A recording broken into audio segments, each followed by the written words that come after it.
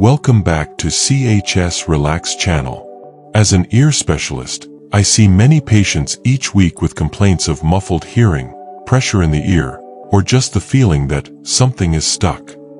But today's patient, Sarah, had a case that stood out. She was a soft-spoken woman in her 30s who said she hadn't heard clearly in her left ear for nearly 2 months. She told me she'd tried using cotton swabs to clean her ears, but that only made things worse.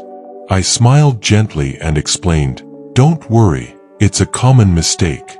Let's take a closer look and fix this the right way." Using my otoscope, I peered into her left ear. It was almost completely blocked with dark, dry earwax. The wax was compacted near the eardrum, not something you want to try and remove at home. This type of buildup requires professional care and steady hands. I reassured her, "We'll go step by step. I'll clean it gently and safely. No pain, just some strange sounds and maybe a bit of pressure." She nodded nervously but seemed relieved. We began by applying a few drops of sterile, warm saline into the ear canal. This helps soften the wax and makes the removal process easier and safer. As the solution settled, she heard faint crackling and bubbling. That's how you know it's working. While waiting, I explained what was happening. The saline is loosening the wax so it doesn't come out in hard chunks. We want everything to slide out naturally and avoid any damage to the ear canal. After a few minutes, I used a low-pressure suction device, a tool specially designed for ear cleaning. It's quiet, gentle, and precise. I carefully guided the suction tip around the edges of the wax, making sure not to touch the sensitive skin of the canal. Small pieces started to come out. Some were soft and golden, others darker and more compact. Bit by bit, we were making progress. Sarah was still and calm, listening to the soft hum of the suction and occasional tapping of tools. But deeper inside, there was a thick section of wax lodged close to the eardrum. This part had to be handled with extreme care. I paused, added another drop of saline, and waited a little longer. Patience is key when working so close to the inner ear. Then, using a tiny, curved curette, I gently lifted the edge of the wax plug.